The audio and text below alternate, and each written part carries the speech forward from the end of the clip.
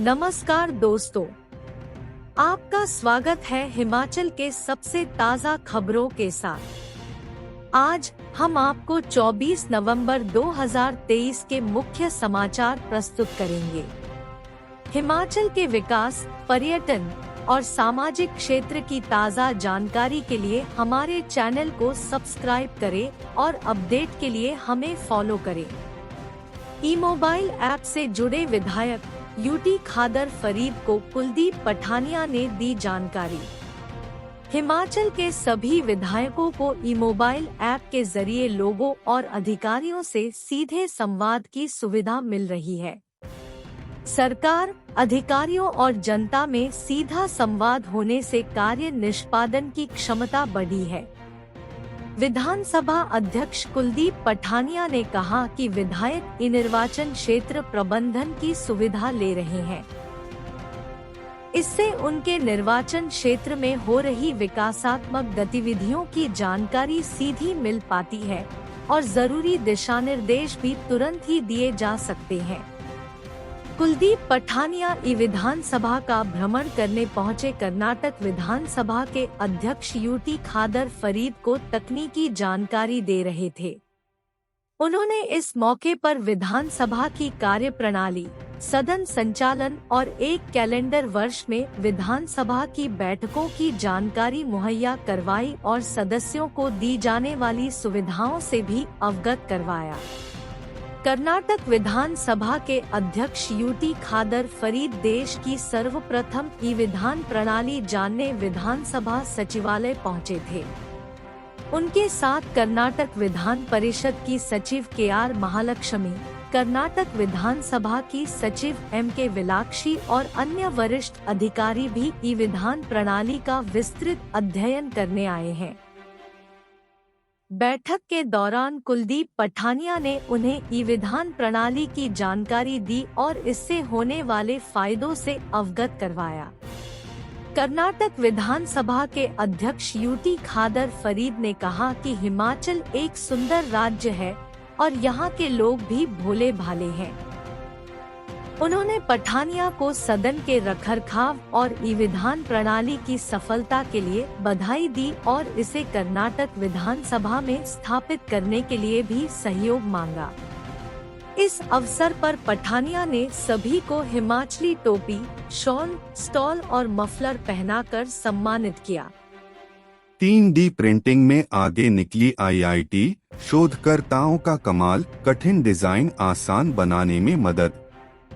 भारतीय प्रौद्योगिकी संस्थान मंडी के शोधकर्ताओं ने एक अंतर्राष्ट्रीय सहयोग के माध्यम से एक व्यापक विश्लेषण किया है। इसमें यह निष्कर्ष निकला है कि मेटल 3D प्रिंटिंग के अन्य तरीकों की तुलना में एक्सट्रूज आधारित मेटल एडिटिव मैन्युफैक्चरिंग प्रक्रिया सबसे बेहतर और लागत प्रभावी विधि है। मेटल एडिटिव मैन्युफैक्चरिंग प्रक्रिया कंप्यूटरेटेड डिजाइन (CAD) प्रोग्राम या 3D स्कैनिंग के माध्यम से मजबूत, जटिल घटकों के निर्माण के लिए महीन धातु पाउडर का उपयोग करती है।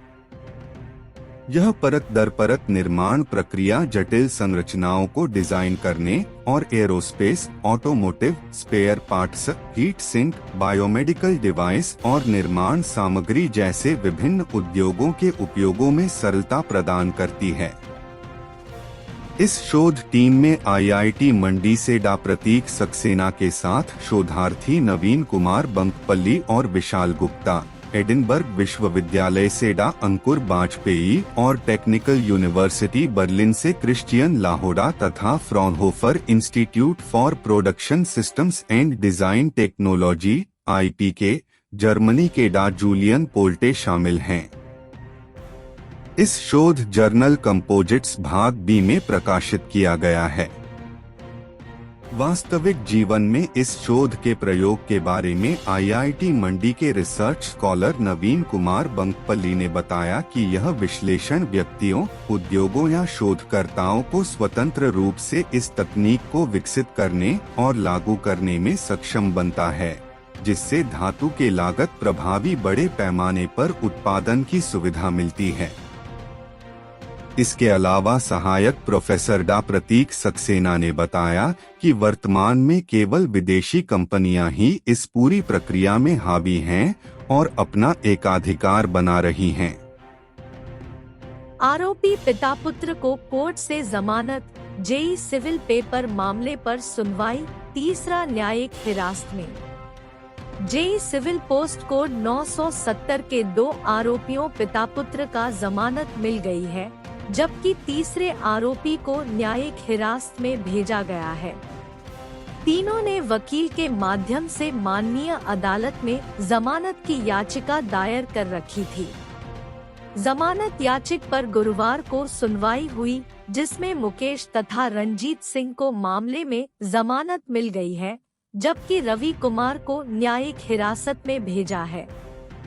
आरोपी उमा आजाद की जमानत याचिका पर सुनवाई 29 नवंबर को होना प्रस्तावित है। भंग होने से पूर्व हिमाचल प्रदेश कर्मचारी चयन आयोग के माध्यम से आयोजित जेई सिविल भर्ती परीक्षा के पेपर लीक मामले में एसआईटी विजिलेंस के विशेष जांच दल ने 17 जून 2023 को अभ्यर्थी मुकेश कुमार, उसके पिता रंजीत सिंह, बर्खास्त ट्रैफिक इंस्पेक्टर रवि कुमार और आयोग के पूर्व सचिव एवं एचएएस अधिकारी जितेंद्र कंवर के खिलाफ विजिलेंस थाना हमीरपुर में केस दर्ज किया था। जितेंद्र कंवर पूर्व में एक अन्य मामले में पुलिस हिरासत में रहने के बाद वर्तमान में जमानत पर रिहा हो चुके हैं, जबकि मुकेश कुमार और रंजीत सिंह को गुरुवार को जमानत मिली है। बर्खास्त ट्रैफिक इंस्पेक्टर रवि कुमार ने को जमानत नहीं मिल पाई। तीनों आरोपियों ने बीते अक्टूबर माह में विजिलेंस थाना हमीरपुर में आत्मसमर्पण किया था। पुलिस अधीक्षक विजिलेंस राहुल नाथ ने बताया कि 2 आरोपियों को मामले में जमानत मिल गई है। तीसरे आरोपी को न्यायिक हिरासत में भेजा है। गुरुवार को तीनों की जमानत याचिका पर सुनवाई हुई है। सड़क हादसे कम करेगा पीडब्ल्यूडी। सड़क सुरक्षा के तहत ड्राइवरों को यातायात नियमों पर ज्ञान बांटेगा विभाग। पीडब्ल्यूडी ने सड़क सुरक्षा के तहत जागरूकता संदेश देने का फैसला किया है। 10 दिन तक अलग अलग जगहों पर वाहन चालकों को सुरक्षित यातायात की जानकारी दी जाएगी। सड़क सुरक्षा कार्यक्रम का आगाज शुक्रवार को होगा। पीडब्ल्यूडी मंत्री विक्रमादित्य सिंह इस मौके पर विभागीय कार्यों की जानकारी देंगे।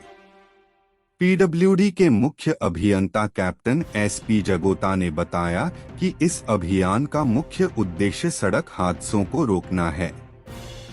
इसके अलावा जिन जगहों पर अक्सर हादसे होते रहते हैं, उनके लिए विभागीय अधिकारियों और कर्मचारियों को भी इस अभियान में जागरूक किया जाएगा।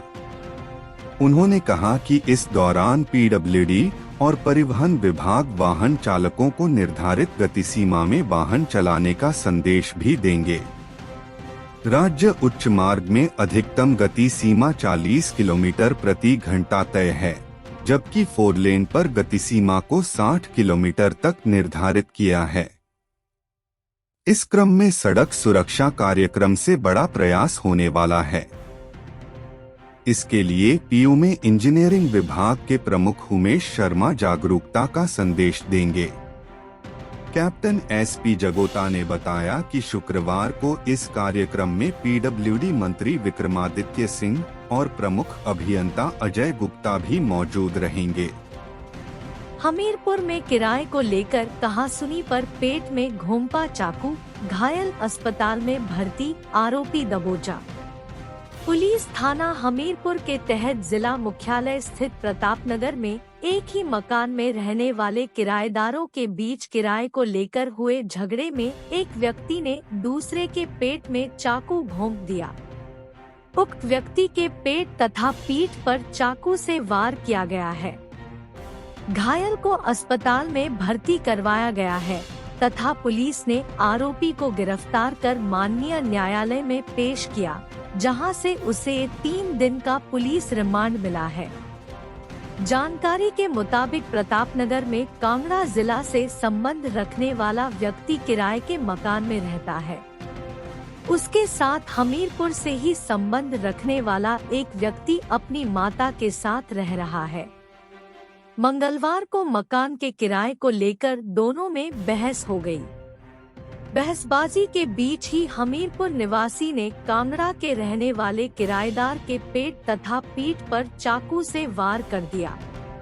पुलिस अधीक्षक हमीरपुर डॉक्टर आकृति शर्मा ने बताया कि आरोपी को गिरफ्तार किया है। कुल्लू और लाहुल के लिए डेवलपमेंट प्लान तैयार, टीसीपी दायरे में अब हर शहर कस्बे में एक समान होंगे काम। पर्यटन स्थल कुल्लू और लाहुल स्पीति के लिए नए सिरे से टीसीपी का डेवलपमेंट प्लान बन गया है। भविष्य में इसी आधार पर अब एक समान नियमों के तहत तमाम तरह के विकास कार्य होंगे, जो कि पहले अलग अलग शहर और कस्बे के लिए अलग अलग पैरामीटर हुआ करते थे, लेकिन अब टीपीसी ने कुल्लू डिवीजन के लिए एक समान पैरामीटर बना दिया है, जिसके तहत ही अब टीपीसी के दायरे में होने वाले तमाम तरह के कार्य एक ही पैरामीटर के तहत होंगे। Town and country planning division Kullu ने वर्ष 2041 तक डेवलपमेंट प्लान बनाया है, जिसमें अब भुंतर से लेकर मनाली तक और लाहुल क्षेत्र में एक ही पैरामीटर के तहत टीसीपी के दायरे में आने वाले शहर और कस्बों में काम होगा। वहीं कुल्लू बाईपास 4 लेन एरिया को भी टीसीपी में शामिल कर दिया है। नए प्लान के तहत चाहे बात वाटर सप्लाई और निकासी की हो, सीवरेज या भवन निर्माण की हो, town and country planning division Kullu में वर्ष 2041 तक डेवलपमेंट प्लान बनाया है। Town and country planning officer राशिक शर्मा ने बताया कि हर पहलू को मद्देनजर रखते हुए 2041 तक काम करने का डेवलपमेंट प्लान बनाया है। कुल्लू डिवीजन में लाहुल का भी एरिया शामिल है, जिसमें भुंतर से लेकर मनाली, रोहतांग, लाहुल घाटी के शहरी कस्बे शामिल है। आपदा और भूकंप से लोगों को बचने पर फोकस, जहां पर अब पर्यटन सहित अन्य व्यावसायिक गतिविधियां होती है। ऐसे एरिया को भी टीपीसी के दायरे में शामिल किया जाएगा। आपदा और भूकंप समेत भौगोलिक परिस्थितियों को मद्देनजर रखते हुए प्लान बनाया है, जिसमें वन विभाग और ब्यास नदी के दायरे के प्रारूप को भी ध्यान में रखते हुए तमाम तरह के भवन निर्माण से लेकर अन्य कार्य होंगे। कुल्लू बाईपास 4 लेन एरिया भी शामिल। कुल्लू बाईपास 4 लेन के एरिया को पहले टीसीपी के दायरे में शामिल नहीं किया था, लेकिन हाल ही में इस एरिया को भी टीसीपी में करने की अधिसूचना जारी की गई है। इसके चलते अब यह एरिया भी टीसीपी के दायरे में आ गया है। इस एरिया में भी अब भवन निर्माण संबंधित अन्य कार्य टीसीपी व संबंधित अथॉरिटी की एनओसी से ही होंगे। धर्मशाला में बने हिमाचल की पहली इलेक्ट्रिक वर्कशॉप, 13 करोड़ से बन रही कार्यशाला में सरकार दे सकती है सुविधा। इलेक्ट्रिक व्हीकल और ई टैक्सी परमिट देने की दिशा में आगे बढ़ रही सरकार धर्मशाला में प्रदेश की पहली इलेक्ट्रिक वर्कशॉप बनाकर नई पहल कर सकती है। स्मार्ट सिटी परियोजना के तहत धर्मशाला में आधुनिक सुविधाओं से लैस एचआरटीसी कार्यशाला तैयार की जा रही है। ऐसे में सरकार पहल करे तो पूरे प्रदेश के लिए धर्मशाला में पायलट प्रोजेक्ट के तहत एक नया प्रयोग हो सकता है। करीब 13 करोड़ से अधिक खर्च कर बनाई जा रही वर्कशॉप में इलेक्ट्रिक व्हीकल के लिए charging station, washing area, inspection way और रिपेयर स्टेशन से लेकर तमाम सारी आधुनिक सुविधाएं मुहैया करवाई जा रही है। यहाँ करीब 15 इलेक्ट्रिक बसें भी चल रही है। ऐसे में पेट्रोल व डीजल वाहनों को इलेक्ट्रिक वाहनों में बदलने की ओर प्रयास कर रही प्रदेश सरकार यदि पहल करे तो यह पूरे प्रदेश के लिए मॉडल वर्कशॉप बन सकती है। क्षेत्र के बुद्धिजीवी लोगों ने प्रदेश सरकार के ई वाहनों की ओर बढ़े के निर्णय का स्वागत करते हुए धर्मशाला में पहली ई वर्कशॉप या बस डिपो बनाने की बात कही है। यहाँ पर इन दिनों परिवहन निगम द्वारा स्मार्ट सिटी मिशन के तहत अत्याधुनिक वर्कशॉप बन रही है। साथ ही नए बस टर्मिनल का काम भी शुरू हो गया है। ऐसे में सरकार पेट्रोल व डीजल वाहनों को इलेक्ट्रिक वाहनों में बदलने के अपने दावों को आसानी से साकार कर सकती है। धर्मशाला डिपो में 15 इलेक्ट्रिक बसें। धर्मशाला डिपो में 130 बसें हैं, जिनमें से 15 स्मार्ट सिटी मिशन के तहत इलेक्ट्रिक बसें हैं, जिनका प्रबंधन परिवहन निगम कर रहा है। इसके अलावा अन्य डिपो में चल रही इलेक्ट्रिक बसों को भी अपने पहले व मॉडल डिपो में शिफ्ट कर उदाहरण प्रस्तुत किया जा सकता है। मैकेनिकों को दे प्रशिक्षण। धर्मशाला डिपो के लिए शहर के एक छोर पर सुधेर से पहले बनाई जा रही वर्कशॉप पर स्मार्ट सिटी मिशन के तहत करीब 13 करोड़ रुपए खर्च किए जा रहे हैं, जिसमें ग्राउंड फ्लोर में डीजल बसों की मेंटेनेंस की सुविधा का प्रबंध किया जा रहा है और पहले फ्लोर पर इलेक्ट्रिक बसों के लिए चार्जिंग स्टेशन की व्यवस्था की जा रही है। ऐसे में इलेक्ट्रिक बसों की मेंटेनेंस का कार्य भी इन्हीं वर्कशॉप में किया जाए और मौजूदा वर्कशॉप मैन को प्रशिक्षण दिया जाए तो वर्कशॉप में कार्यरत कर्मचारियों का भविष्य भी सुखद होगा। निरमंड में मौत के घाट उतारा किशोर। पोखुधार में नशे में कहासुनी पर आरोपी ने सिर पर पत्थर के वार कर ली जान। कुल्लू जिला के निरमंड पुलिस थाना के अंतर्गत पोखुधार में आपसी कहासुनी के बाद एक किशोर की हत्या का मामला सामने आया है। पुलिस ने मामला दर्ज कर हत्या में शामिल आरोपी को गिरफ्तार कर लिया है। वारदात की सूचना मिलते ही पुलिस मौके पर पहुंची और छानबीन शुरू की। पुलिस से मिली जानकारी के अनुसार मृतक की पहचान प्रसन्नजीत 17 शाह पुत्र अनिल शाह निवासी गांव भेलागा तहसील बलिया जिला कटिहार बिहार के रूप में हुई है।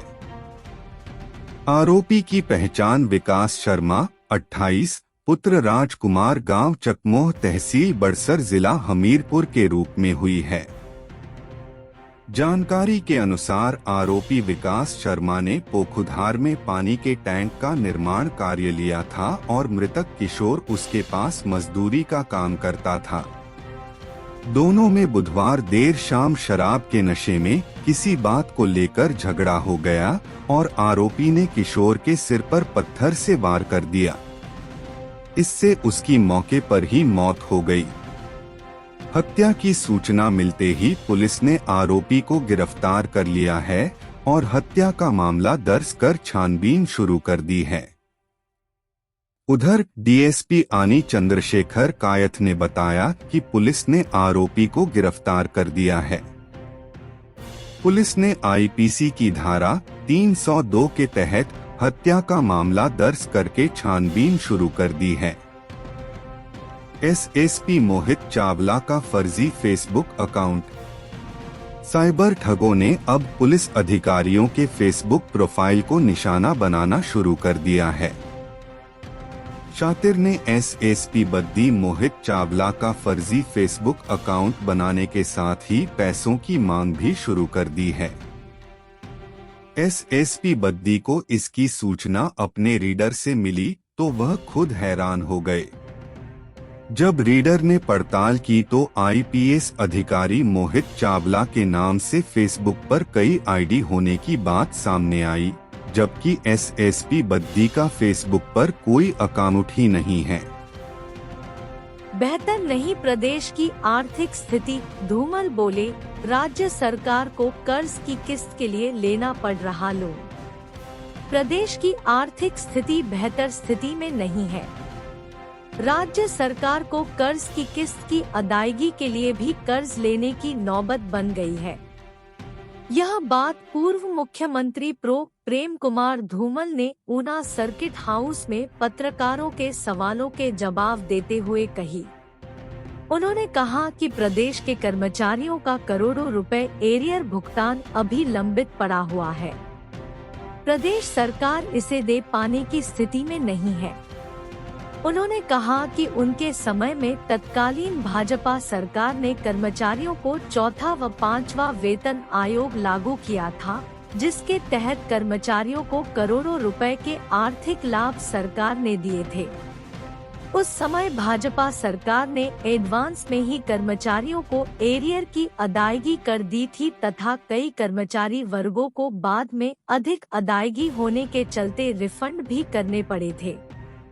उन्होंने कहा कि अब स्थिति इससे बिल्कुल उल्ट बनी हुई है। प्रदेश के कर्मचारियों को डीए की किस्त तक के लिए लंबा इंतजार करना पड़ रहा है। उन्होंने कहा कि प्रदेश की वित्तीय स्थिति को सुधारने के लिए संसाधनों को बढ़ाना पड़ेगा। फिजूल खर्ची पर भी लगाम लगानी होगी। प्रो धूमल ने कहा कि केंद्र सरकार ने आपदा के दौरान प्रदेश को समुचित मदद प्रदान की है। अग्निहोत्री ने धूमल से मिलकर लिया आशीर्वाद। पूर्व मुख्यमंत्री, वरिष्ठ भाजपा नेता प्रो प्रेम कुमार व उप मुख्यमंत्री मुकेश अग्निहोत्री की ऊना विश्रामगृह में शिष्टाचार भेंट हुई।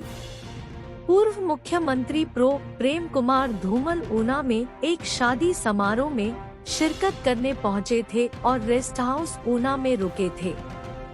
जब मुकेश अग्निहोत्री को पूर्व मुख्यमंत्री प्रेम कुमार धूमल के आने की जानकारी मिली तो वह पूर्व प्रो प्रेम कुमार धूमल से मिलने आए, जहां उप मुख्यमंत्री मुकेश अग्निहोत्री ने पांव छूकर पूर्व मुख्यमंत्री प्रेम कुमार धूमल से आशीर्वाद लिया। दोनों नेताओं के बीच पारिवारिक बातचीत हुई। नकदी फसलों की ओर किसान बागबान, प्रदेश में बढ़े लगा रुझान, केमिकल ऑर्गेनिक खाद की बढ़े लगी खपत। हिमाचल प्रदेश में किसानों और बागबानों का रुझान नकदी फसलों की ओर बढ़ रहा है।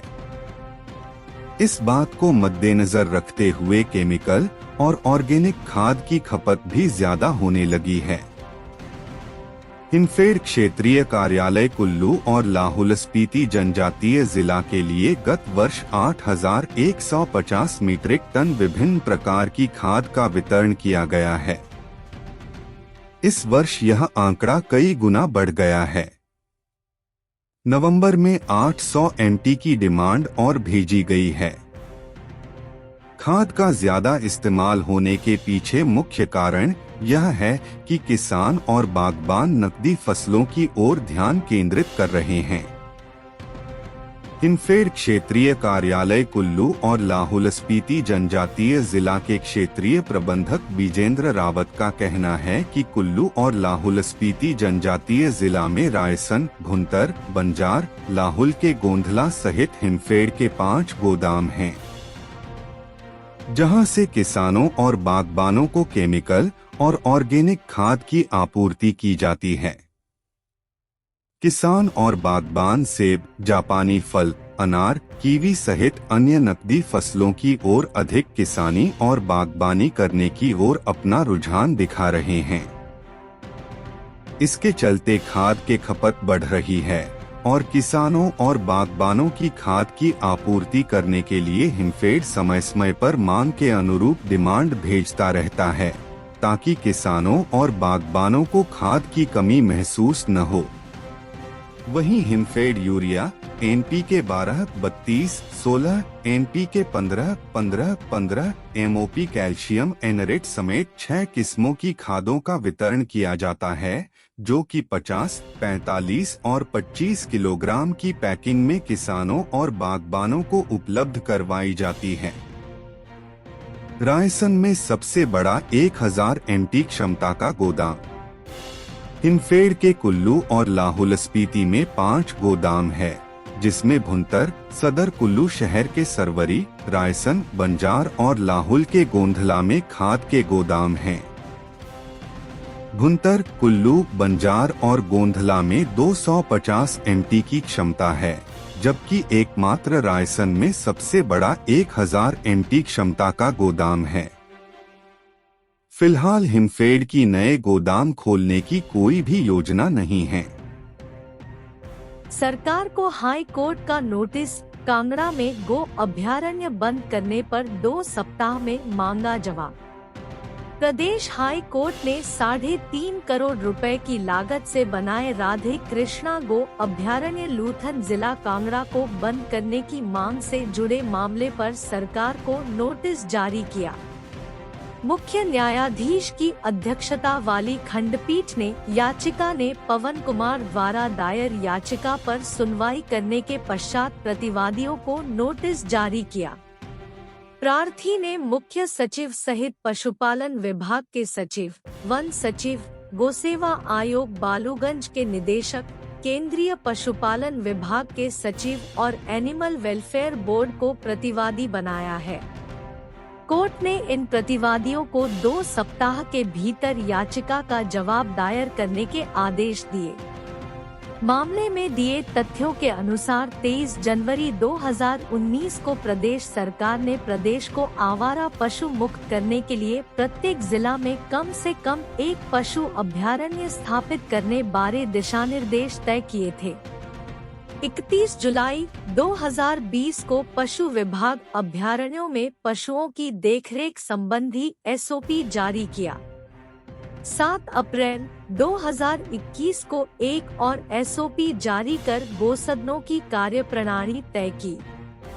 20 जनवरी 2022 को सरकार ने ज्वालाजी जिला कांगड़ा के लुथन में राधे कृष्णा गो अभयारण्य स्थापित करने का निर्णय लिया। इसके बाद 3.5 करोड़ की लागत से यह अभयारण्य स्थापित किया गया। 2 सालों में वहां 1310 आवारा गौओं को रखा गया और इन्हीं 2 वर्षों में 1200 गौएं कुपोषण और बीमारी से मारी गई।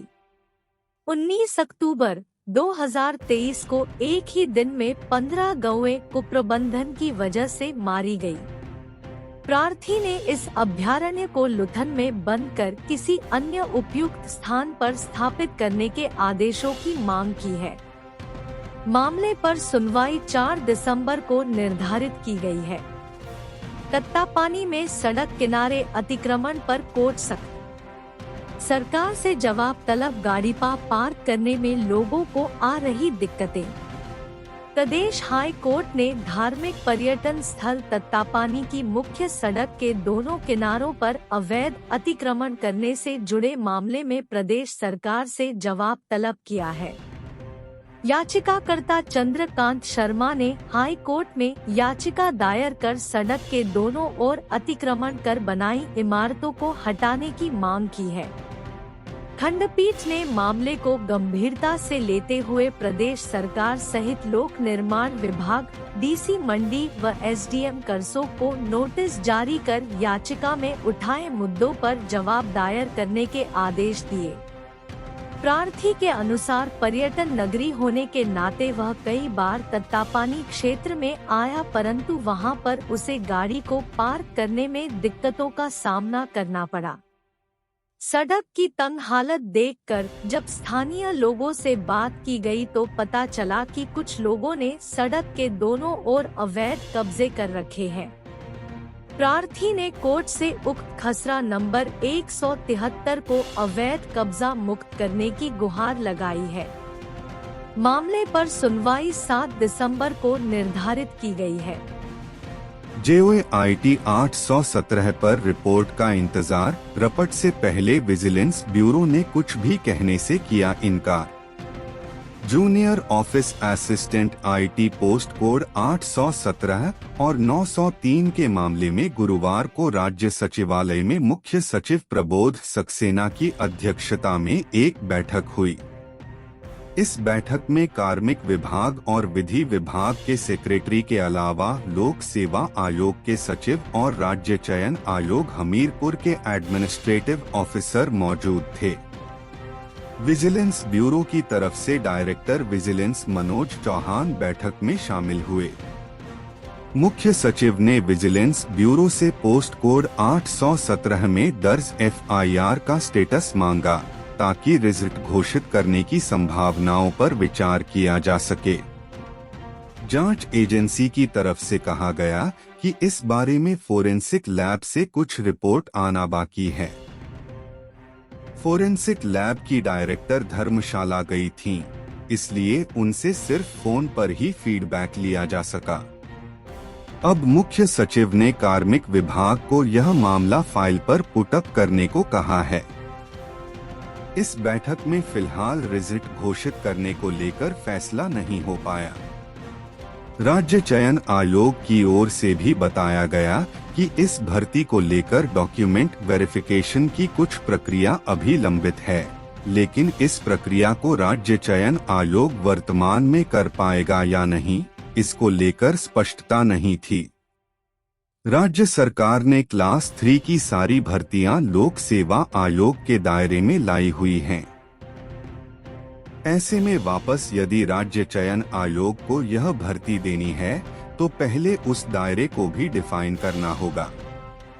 इससे पहले राज्य सरकार को विजिलेंस ब्यूरो ने सिर्फ इतना बताया था कि यह भर्ती जांच के अधीन है।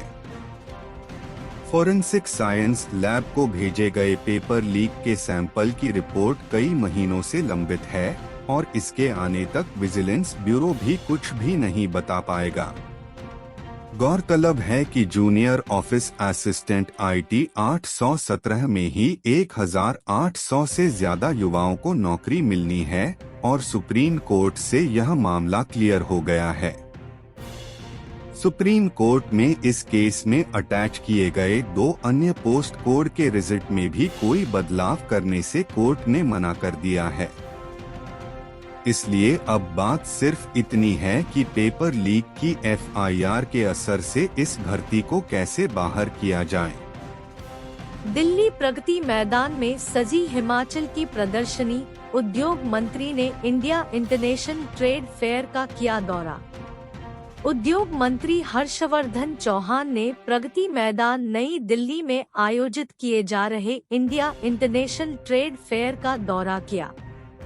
इस अवसर पर उन्होंने विभिन्न स्टॉल से फीडबैक लिया तथा हिमाचल मंडप प्रबंधन की सराहना करते हुए कहा कि इसके माध्यम से प्रदेश के विभिन्न क्षेत्रों के विकास, नवोन्मेषी प्रयासों, पहल तथा समृद्ध कला एवं संस्कृति को देश के सामने प्रदर्शित करने का अवसर प्राप्त हुआ है।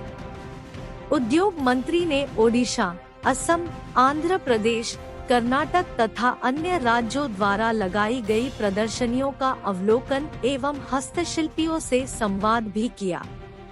उन्होंने विभिन्न उद्यमियों से हिमाचल में पर्यटन, उद्योग तथा अन्य क्षेत्रों में निवेश के लिए प्रोत्साहित भी किया। इस अवसर पर अवगत करवाया गया कि हिमाचल मंडप में अभी तक लगभग 80,000 आगंतुक अपनी उपस्थिति दर्ज करवा चुके हैं। इस अवसर पर मुख्यमंत्री के OSD KS बांशटू भी उपस्थित थे। इससे पूर्व आवासीय आयुक्त मीरा मोहंती, निदेशक उद्योग राकेश कुमार प्रजापति, अतिरिक्त निदेशक उद्योग सुरेंद्र माल्टू व तिलक राज शर्मा, संयुक्त निदेशक ज्ञान सिंह चौहान और अन्य वरिष्ठ अधिकारियों ने उद्योग मंत्री का स्वागत किया तथा ट्रेड फेयर की विस्तृत जानकारी दी। स्टोन क्रशर बंद करने में गड़बड़, केंद्रीय मंत्री अनुराग बोले भ्रष्टाचार हुआ है तो कार्रवाई करे सरकार। कांग्रेस पार्टी झूठ बोलकर सत्ता में आई है। हिमाचल के भोले भाले लोगों को झूठे सपने दिखाकर झूठी गारंटियों का वादा कर हिमाचल को ठगा गया। यह कहना है केंद्रीय मंत्री अनुराग ठाकुर का। अपने संसदीय क्षेत्र के 2 दिवसीय दौरे पर आए केंद्रीय मंत्री ने पत्रकारों से बातचीत के दौरान कहा कि कांग्रेस ने महिलाओं को 1,500 रुपए प्रति महीने देने का वादा किया गया था, लेकिन अभी तक 1 रुपया नहीं मिला। किसानों से 2 रुपए प्रति किलो गोबर और 100 रुपए प्रति किलो दूध खरीदने का वादा किया था, नहीं किया। अनुराग ठाकुर ने कहा, पिछले कुछ महीनों में हिमाचल प्रदेश के कुछ जिलों में बंद हुए क्रशरों के पीछे क्या कारण है।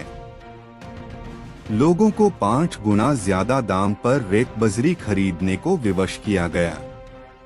अब अचानक क्रशर कैसे खोल दिए गए, इसका क्या आधार था? इसके पीछे स्पष्ट तौर पर गड़बड़ की बू आती है। अनुराग ने कहा कि हमारा कहना है कि अगर किसी ने भ्रष्टाचार किया है तो बिना राजनीतिक टीका टिप्पणी के उसके ऊपर कड़ी से कड़ी कार्रवाई होनी चाहिए। चुनाव परिणाम बता देंगे क्या चाहते हैं लोग। विधानसभा चुनाव पर बोलते हुए ठाकुर ने कहा कि छत्तीसगढ़ और मध्य प्रदेश में वोटिंग पूरी हो चुकी है। राजस्थान में 25 और तेलंगाना में 30 नवंबर को अंतिम चुनाव होने हैं। 3 दिसंबर को चुनाव परिणाम से यह स्पष्ट हो जाएगा कि लोग भारतीय जनता पार्टी के नेतृत्व में डबल इंजन का विकास चाहते हैं। राजनीति गिरते गिरते कहां पहुंचेगी, सोचकर लगता है डर। पूर्व मुख्यमंत्री एवं पूर्व केंद्रीय मंत्री शांता कुमार ने कहा है कि देश की राजनीति गिरते गिरते नीचे कहां तक पहुंचेगी, यह सोचकर डर लगता है। भगवान देश के नेताओं को सद्बुद्धि दे।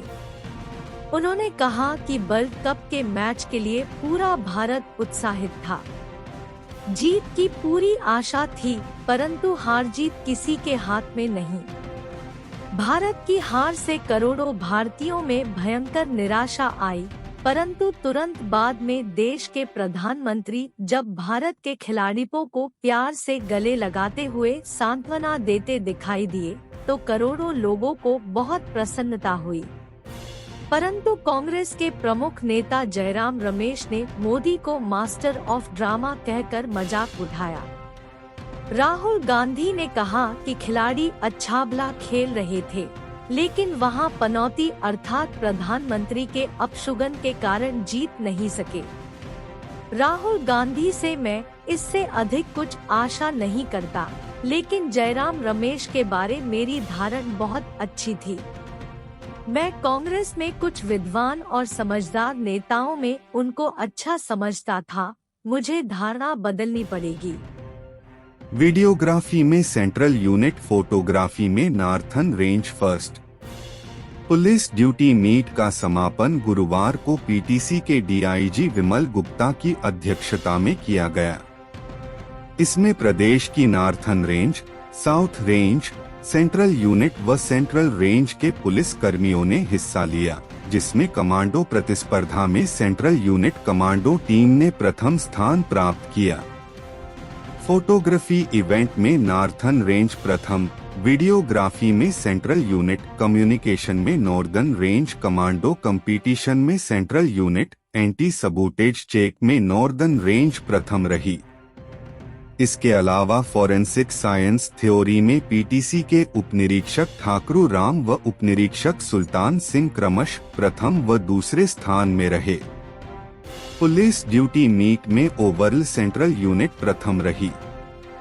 इस दौरान doctor Meenakshi, director FSL SP Arvind Chaudhary, SP Rakesh Singh, SP Balvir, additional SP Dinesh Sharma, DSP Sanjay Sharma, DSP Pratap Singh, DSP Rahul, DSP Kuldeep, inspector Vinod Sharma आदि कई अधिकारी कर्मचारी मौजूद रहे। हिमाचल में घाटे का सौदा साबित हो रही हेलीटैक्सी। गगल हवाई अड्डे पर शिमला से कंगनीधार मंडी होते हुए गगल हवाई अड्डे पर आने वाली पवन हंस हेलीटैक्सी सेवा को यात्री नहीं मिल रहे हैं। भारतीय विमानपत्तन प्राधिकरण सिविल हवाई अड्डा गगल के निदेशक धीरेन्द्र सिंह ने बताया कि शिमला से गगल हवाई अड्डे पर आने वाली पवन हंस हेली टैक्सी सेवा यात्री न मिलने से खाली ही आ रही है। केंद्र सरकार के अनुदान पर चलने वाली यह हेली टैक्सी घाटे का सौदा साबित हो रही है। शिमला के जुब्बड़हट्टी हवाई अड्डे से गगल हवाई अड्डे पर एलायंस एयर की विमान सेवा रोजाना आ रही है। साथ ही जुब्बड़हट्टी हवाई अड्डे से हेली टैक्सी सेवा भी बाया मंडी होते हुए गगल हवाई अड्डे पर पहुंचती है। दोनों के चलने में लगभग 1 घंटे का फर्क है, पर हैरानी की बात यह है कि पवन हंस हेलीटैक्सी शिमला से मंडी होते हुए खाली आ रही है। लोगों का कहना है कि सरकार को चाहिए कि पवन हंस हेली टैक्सी को गगल हवाई अड्डे से चंबा के लिए जोड़ देना चाहिए, ताकि इस हेली टैक्सी का फायदा चंबा के जनजातीय क्षेत्र के लोग ले सकें। अब साइबर ठगी का नया तरीका अपना रहे शातिर, फास्ट टैग रिचार्ज के नाम पर लोगों से कर रहे ठगी। Fast tag recharge app cyber ठगों के लिए ठगी का हथियार बन गई है। अभी तक साइबर ठग लोगों को KYC, आधार से पैन लिंक और बिजली बिल के नाम पर ठग रहे थे, लेकिन उन्होंने अपना तरीका बदलते हुए फास्ट टैग रिचार्ज का झांसा देकर ठगी शुरू कर दी है। ऐसे पुलिस ने किसी के कहने पर फोन में ऐप डाउनलोड न करने एवं सतर्क रहने की एडवाइजरी जारी की है। देश के शहरों में टोल पर फास्ट टैग सुविधा शुरू की गई है। फास्ट टैग रिचार्ज साइबर ठगों के लिए अवसर बन गई है। साइबर ठग लोगों को फास्ट टैग रिचार्ज के नाम पर ऐप डाउनलोड करने का झांसा दे रहे हैं। साइबर एक्सपर्ट्स के अनुसार फास्ट टैग रिचार्ज के लिए ऐप डाउनलोड करने की जरूरत नहीं है। ऐसी फोन कॉल और ठगों से सावधान रहने की जरूरत है। साइबर ठग मोबाइल पर मैसेज के जरिए एक लिंक भेजते हैं। जैसे ही इस लिंक पर क्लिक करके ऐप डाउनलोड करने को कहते हैं। ऐसा करने से मोबाइल में मौजूद ई-वॉलेट और मैसेजिंग ऐप की जानकारी साइबर ठगों के पास चली जाती है और वे आसानी से आपका मोबाइल वॉलेट और मैसेजिंग ऐप का क्लोन अपने मोबाइल में डाउनलोड कर लेते हैं। इसके बाद ठग ऐप के जरिए खाते से राशि उड़ा लेते हैं। कई मामलों में एक लिंक के साथ मैसेज भेजते हैं और उस पर क्लिक के लिए कहते हैं। जैसे ही यूजर क्लिक करता है तो खाते से रुपए गायब हो जाते हैं। अनजान मैसेज या लिंक पर न करें क्लिक। भूपेंद्र सिंह नेगी। उधर SP cyber crime Rohit Malpani का कहना है कि किसी भी अनजान व्यक्ति की तरफ मैसेज या लिंक आने पर सतर्क हो जाएं। उस पर क्लिक करते ही आपका फोन हैक हो सकता है। उन्होंने कहा कि मोबाइल का प्रलोभन या अन्य व्यक्ति द्वारा भेजे गए मैसेज पर क्लिक करने से ठगी का शिकार हो सकते हैं। SP ने कहा कि किसी के कहने पर मोबाइल में कोई भी ऐप डाउनलोड न करें। इसके अलावा फोन पर अपनी निजी जानकारी किसी से साझा न करें। बारिश बर्फबारी के लिए हो जाओ तैयार। प्रदेश में इस दिन से करवट बदलेगा मौसम। भारत मौसम विज्ञान विभाग IMD ने हिमाचल प्रदेश में चालू सप्ताह के दौरान शुष्क मौसम के अनुमान जताए हैं, लेकिन इसकी सिनोप्टिक प्रणाली ने संकेत दिया है कि अगले सोमवार को राज्य में भारी बर्फबारी और बारिश हो सकती है, जिससे तापमान में अचानक गिरावट आने के आसार हैं। विभाग ने कहा कि वर्तमान में उत्तरी पश्चिमी हिमालयी राज्यों को तड़के कोहरे के मौसम का सामना करना पड़ रहा है, लेकिन न्यूनतम और अधिकतम तापमान मुख्य रूप से सामान्य है। अगले 2 से 3 दिनों में अधिकतम तापमान में मामूली सुधार होने के आसार हैं। अगले सप्ताह हालांकि एक पश्चिमी विक्षोभ के उत्तरी पश्चिमी हिमालय के कई हिस्सों में आने का अनुमान है और यह 27 नवंबर की दोपहर से भारी बर्फबारी और बारिश ला सकता है। राज्य में 27 से 28 नवंबर तक शीतलहर का प्रभाव रहने के अनुमान जताए गए हैं और 29 और 30 नवंबर को तापमान सामान्य रहेगा। हिमपात के जल्दी बढ़ने से दिसंबर में शीतलहर की स्थिति तेज हो सकती है और राज्य में क्रिसमस और नए साल के दिनों में हिमपात के आसार हैं। IMD सिनोप्टिक विशेषताओं के अनुसार WD मध्यक्षोभ मंडल स्तर में एक गर्त के रूप में अब मोटे तौर पर लौंग के साथ चलता है। IMD ने चेतावनी दी है कि पहाड़ों में गाड़ी चलाते समय ड्राइवरों और यात्रियों को तेज गति का ध्यान रखना चाहिए, क्योंकि मैदानी इलाकों सहित कई उत्तर पश्चिमी राज्यों में अगले कुछ दिनों के भीतर कोहरे की स्थिति तेज होने के आसार हैं। क्योंकि यात्रियों को ट्रेनों की आवाजाही में देरी का सामना करना पड़ सकता है और इसके कारण यातायात जाम हो सकता है। इस सप्ताहांत तक कोहरे के मौसम की स्थिति के कारण दृश्यता में अचानक गिरावट आई है। जनजातीय क्षेत्र में न्यूनतम तापमान हिमांक बिंदु से कई डिग्री नीचे रहा। लाहौल स्पीति जिले के मुख्यालय केलांग में बुधवार रात को न्यूनतम तापमान -3 और समधो में -2.3, किन्नौर के कल्पा में 2.8 डिग्री, मनाली और भुंतर एयरपोर्ट पर 3 डिग्री, सोलन में 4.8, मंडी और टूरिस्ट रिसोर्ट नारकंडा में 5.8, चंबा में 7, टूरिस्ट रिसोर्ट कुफरी में 7 डिग्री रिकॉर्ड किया गया। डलहौजी, शिमला 8, धर्मशाला, कांगड़ा और शिमला हवाई अड्डे पर यह 9 डिग्री रहा। सतलुज पुल पर मिले लापता के जूते, शॉल और टोपी, कहीं नदी में तो नहीं लगा दी है छलांग। कीरतपुर नेर चौक 4 लेन पर सुंदरनगर के अलसुबरमाणा सतलुज पुल पर आज सुबह एक 54 वर्षीय व्यक्ति के जूते, शॉल व टोपी मिलने से उसके सतलुज नदी में छलांग लगाने के कयास लगाए जा रहे हैं। पुल पर मिले सामान को घर वालों ने पहचान कर पुष्टि की है। सूचना मिलते ही डैहर पुलिस चौकी कर्मी मौके पर पहुंचे व बयान कलमबद्ध करते हुए सामान कब्जे में लिया गया है। लापता व्यक्ति की पहचान टिब्लू राम उम्र 54 वर्ष पुत्र परसराम गांव निचला अलसू डाकघर डैहर जिला मंडी के रूप में हुई है। टिब्लू राम रोजाना घर से सुबह की सैर पर निकलता था और वापस आ जाता था, लेकिन बुधवार को जब वह वापस नहीं लौटा तो घर वालों ने तलाश शुरू की, जिसके बाद बरमाणा सतलुज पुल किनारे उसकी टोपी, शाल व जूते मिले। 5 दिन तक क्यों मनाए जाते हैं पंचभीष्म? व्रत करने के क्या है लाभ? जानिए। कांगड़ा के साथ लगती पहाड़ी पर स्थित प्राचीन जयंती माता मंदिर में गुरुवार से पंचभीष्म मेले शुरू हो गए हैं। मंदिर के कपाट सुबह 3 बजे ही खुल गए थे।